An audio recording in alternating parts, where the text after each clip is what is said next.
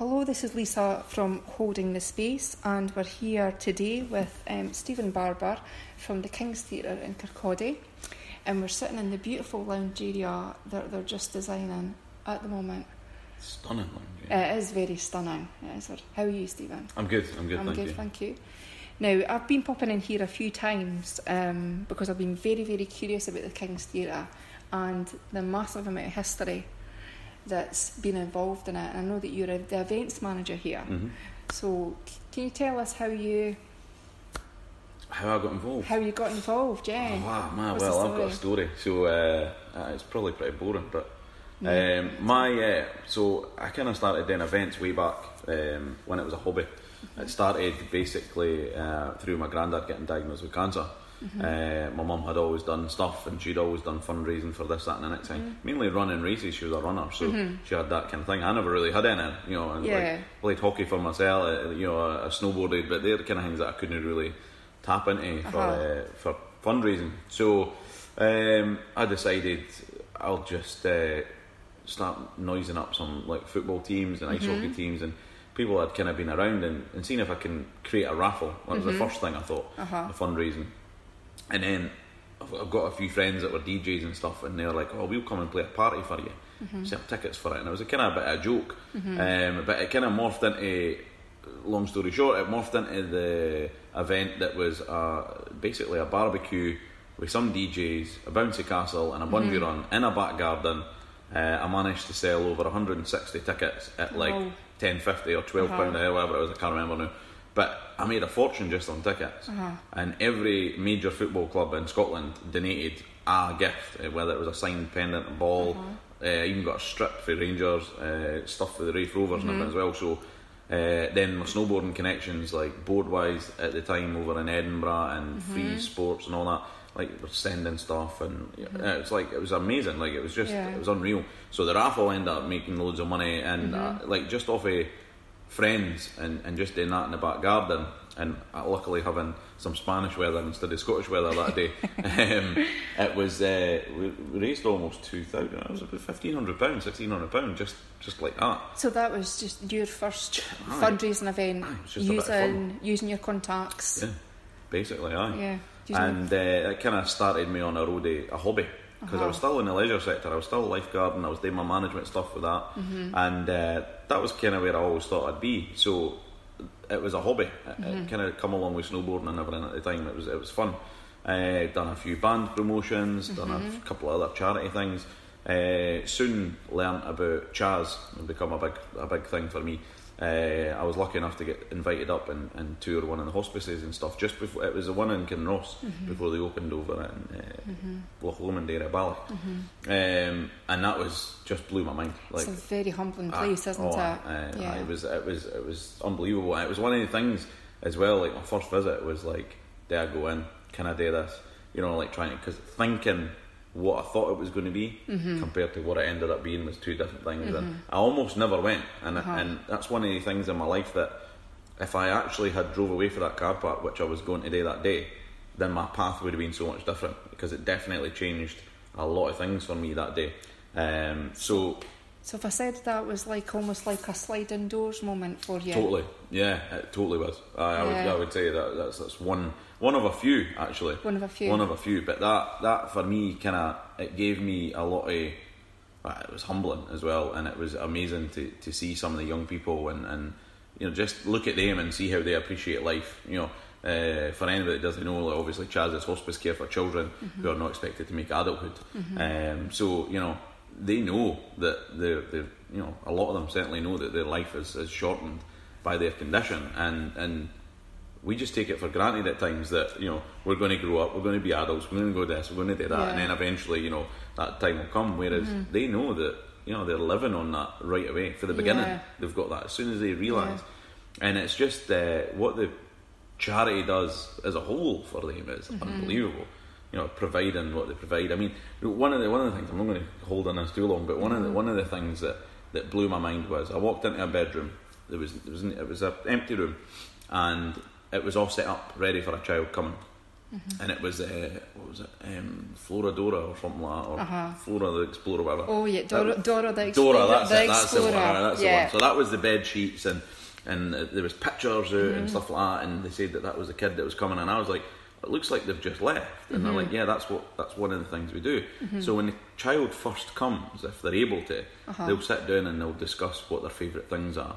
And they'll decorate the room, or not decorate, but they'll put in this stuff in the room, so the bed sheets and all the rest of it are all the things that the kid likes. So that was what this little girl liked, and that was what her favourite things were. And when the child leaves the room to go back home again after the respite or whatever they're there for, they'll take pictures, or they'll kind of look at how the room's laid out. And so when the child comes back, now that could be a month, it could be 6 months, it could be a year later. It might even be just at the very end when they come back for some respite care. The room is redone how they left it, so it's for them. It's their room. So it's almost they're giving them so much consistency that when they come back, that's what it is. It's like they've never left. It's like you know what I mean? It's just amazing. Like just that simple touch for me was just it just blew my mind. So there's so much more to that charity. But as I say, if I hadn't went in, it wouldn't have spurred me on today. A lot of things that I've went on today, I've raised a lot of money for Chaz now as well. So over the years, so go on. Could hear the passion for fundraising in your voice. You're just No, lighting up. I love it because everybody that comes, no matter what the event's for, everybody that comes to that event knows why they're there, and they've chosen to come to that event for that purpose. You could put on a band night and people will come to see the band, and that's great because they're coming to see that band, but they're there to see the band, and selfishly they leave with only talking about that band. Whereas a fundraising event, people have chosen to take that time out to come and fundraise for something that they're connected to, passionate about, and all the rest of it. And when they leave, they're talking about what they've achieved or what they've done or how the day went and all the rest of it, and that spreads for any charity that they've raised for. So some people might come in only knowing a small bit about that charity, but they've been touched by something or somebody close, but they'll always leave that event talking about the charity and knowing more about them. Well, that's how I kind of like to think about it. So for me, I think like fundraising events and charity events are just a different thing altogether. It's a different passion, it's a different excitement.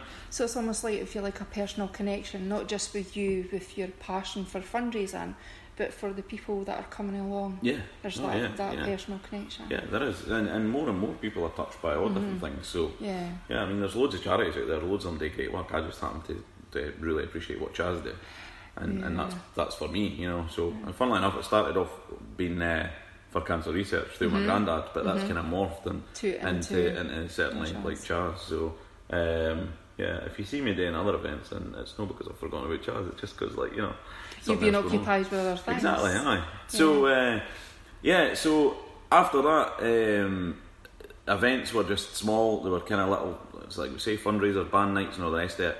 And then I was getting pretty fed up, me and my friends for here having to constantly go out to Europe snowboarding with all the guys for down south. And even like we were travelling across Europe, and it was a great time, and it was amazing. Even in the summer, we were out in L2A and we were like snowboarding in the Alps on the glaciers and stuff like that.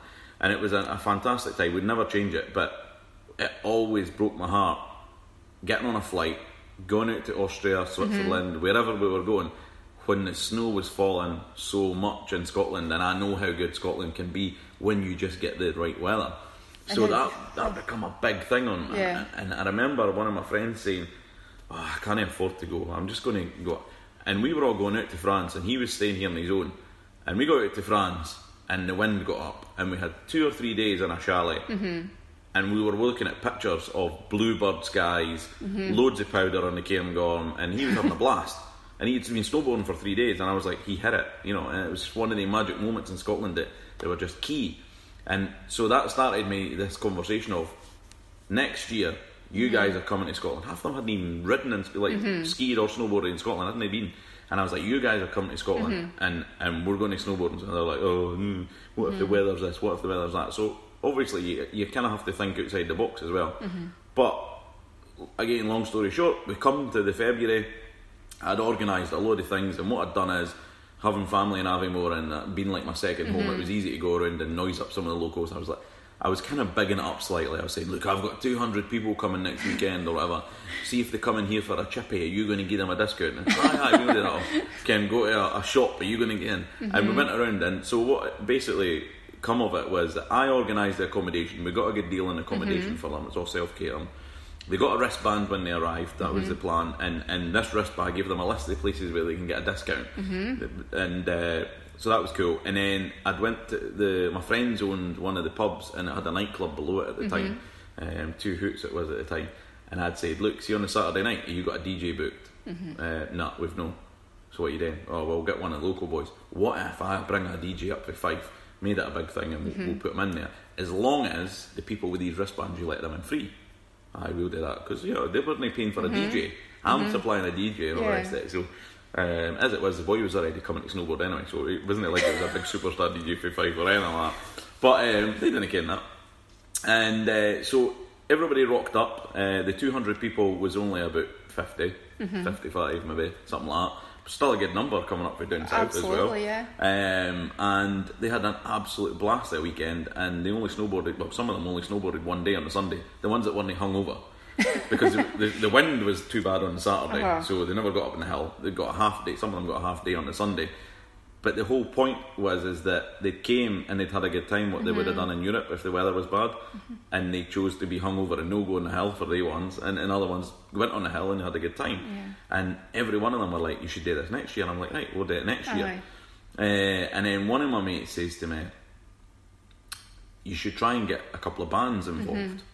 And I was like, aye, okay. So a couple of years previous to this, I had been out doing a season. I'd done a couple of winters in Fernie in British Columbia, and I'd bumped into this big hairy Canadian guy, and we got snowboarding and we were up on the hill and cha, and he was like, oh, I'm leaving in a couple of days for work. But we just connected. It was just something, we just got on really well. And I said I'd stay in touch, and I kind of never really stayed in touch. But anyway, that relationship had come full circle to when I'm back in Kirkcaldy, and I see him on a poster for when Kirkcaldy had the comedy festival. Oh yeah. And turns out the guy was a comedian, and I never even knew.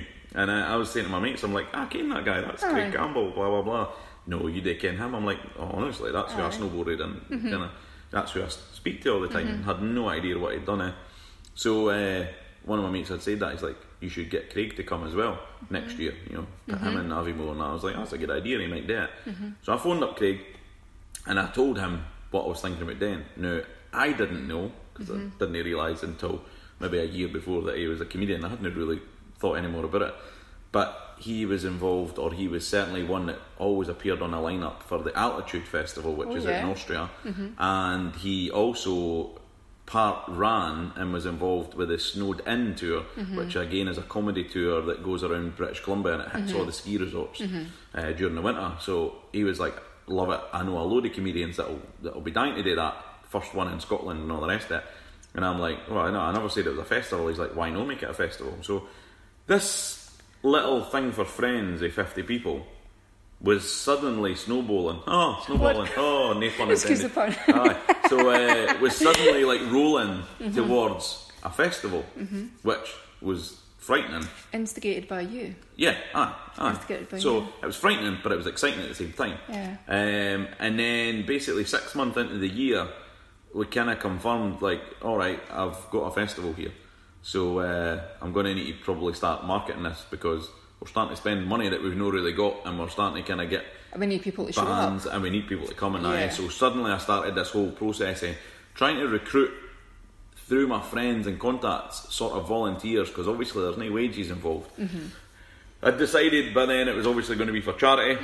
The Snow Link was Disability Snowsports, who are leading the way. I mean, they're kind of now the governing body for disability snowsports within they deal with the GB programme for the Paralympics and all that as well. So that just the ability to get people on the hill who obviously think they can't get on the hill, really. And they're a great organisation as well. And they were based in Aviemore. They're based out in Glenmore. That's where they started. So it made sense that was local, and then obviously Chaz was the second one. So right away when I started that, people started to get on board with it. Obviously it was the first time it had ever been done in the UK. It's a Snowsports festival. We've now got a comedy lineup and we've got a music lineup. Now we need to find venues and how we're going to do this as well, and I'm thinking this is just like crazy, but again, it never ever stopped being exciting. Everybody I spoke to, I think they connected with either the charity side of it or the fact that it had never been done in the UK before, so kind of let's go. The only thing similar to it